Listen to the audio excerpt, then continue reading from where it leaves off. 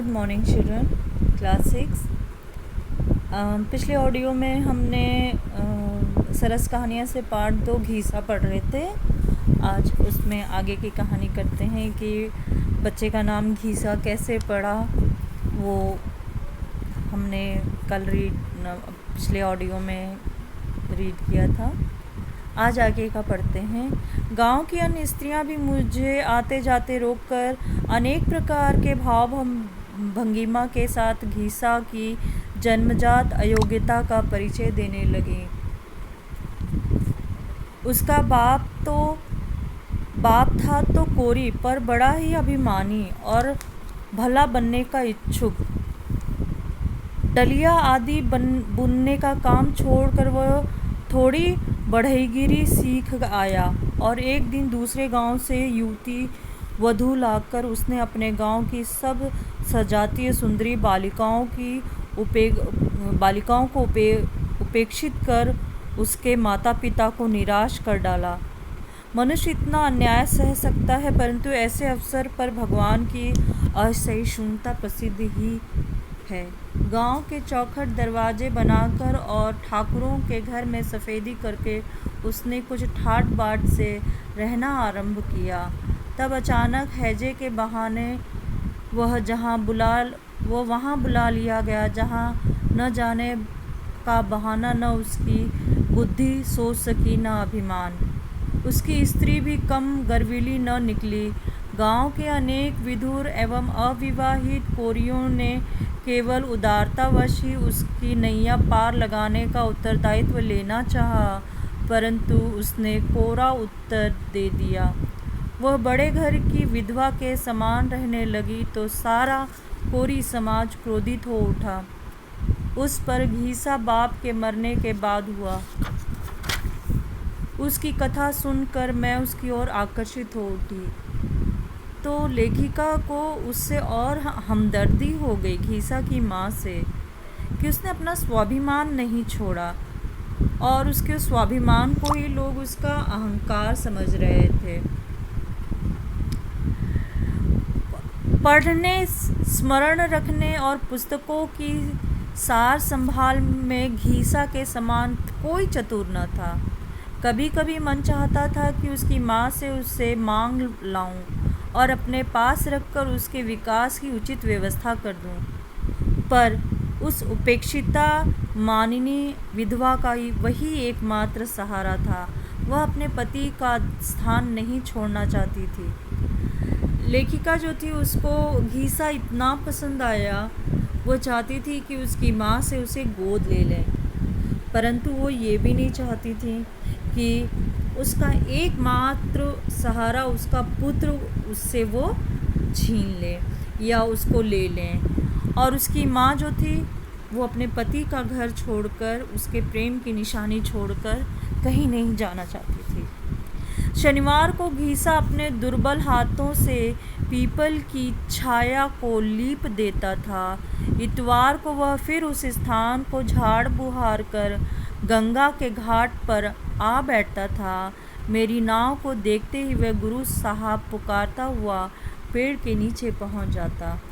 तो जब वहाँ से पढ़ाई ख़त्म हो जाती और जब पूरी जगह खाली हो जाती, तो घीसा उस जगह को जहाँ लेखिका पीपल के पेड़ के नीचे बैठकर पढ़ाया करती थी, उसको मिट्टी से लीपता था, झाड़ता था, साफ़ करता था और उसके बाद में गंगा के घाट पर बैठता था, क्योंकि लेखिका जो थी वो नाव के सहारे ही वहाँ से नाव में बैठकर उस गांव में पहुँचती थी।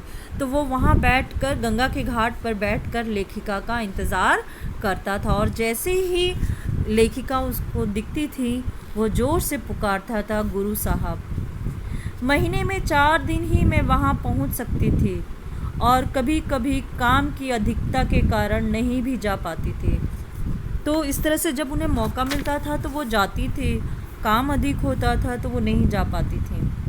मुझे आज भी वह दिन नहीं भूलता जब मैंने बिना कपड़ों का प्रबंध किए ही सफाई का महत्व बता डाला। दूसरे इतवार को सब जैसे के तैसे थे, पर घीसा गायब था। पूछने पर ज्ञात हुआ कि घीसा माँ से कपड़े धोने का साबुन लाने के लिए तभी से कह रहा था क्योंकि गुरु साहब ने नहा धोकर साफ कपड़े पहन कर आने के लिए कहा था। गुरु साहिबा ने कहा था कि नहा धोकर साफ सुथरे कपड़े पहनकर आना है, और घीसा अपनी माँ से साबुन मांग रहा था कि उसे साफ सुथरा। बाकी बच्चे तो ध्यान नहीं दिए, पर घीसा अपनी माँ से तभी से कह रहा था। माँ को मजदूरी के पैसे कल रात को ही मिले थे, इसलिए वह नहा धोकर आएगा। जब घीसा नहाकर गीला अंगोछा लपेटे और आधा गीला कुर्ता पहने अपराधी के समान मेरे सामने आकर खड़ा हुआ, तब मैं द्रवित हो उठी। क्योंकि उसके पास में कोई दूसरा कपड़ा नहीं था। इसीलिए लेखिका ने कहा कि सफाई का मैं जो उन्हें पाठ पढ़ा रही थी उसके पहले मुझे ध्यान देना चाहिए था कि लोगों के पास में कपड़े भी होने चाहिए, कपड़ों का प्रबंध पहले होना चाहिए। तो घीसा जो था उसके पास एक ही कपड़ा था, तो लेकिन सफाई से जाना था, तो उसने क्या किया कि किसी भी तरह से कपड़े धो धा के आधा सूखा कचरा सूखा ही वो उसे आधा सूखा था वैसे ही पहनकर चला आया।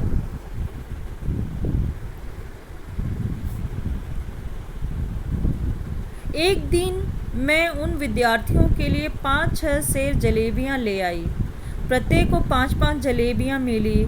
सभी विद्यार्थियों ने आनन फानन में अपनी अपनी जलेबियां खा ली, किंतु घीसा अपनी जलेबियों में से 2 जलेबियां अपनी माँ के लिए घर रख आया, एक अपने पिल्ले को खिला दी और बची हुई 2 स्वयं खा ली। कितना संतोष था उस बच्चे में। एक बार घीसा बीमार पड़ गया। उसके लिए दवा तो मैं भिजवा देती थी, किंतु देखभाल का कोई उचित प्रबंध न हो पाया। इतवार की संध्या को मैं बच्चों को विदा दे घीसा को देखने चली। थोड़ी दूर आगे जाते ही घीसा को गिरते पड़ते अपनी ओर आते देखा। देखकर मन क्लांत हो उठा। वह 15 दिन से उठ नहीं पा रहा था। बुखार से तपते उस शरीर को उसकी टूटी खटिया पर लिटाकर मैं लौटी। उसे जब पता चला कि लेखिका उसके बारे में पूछती हैं, तो वो खुद ही मिलने के लिए उसी बुखार की अवस्था में वहाँ पर पहुँच आया। लेकिन फिर लेखिका उसे उसके घर लेकर जाती हैं, तो उसकी घर में जो खटिया है वो भी कैसी थी, टूटी हुई थी। उस समय का दृश्य कितना कि लोग कितने गरीब और कितनी दयनीय अवस्था में थे। उसके उपरांत घीसा अच्छा हो गया।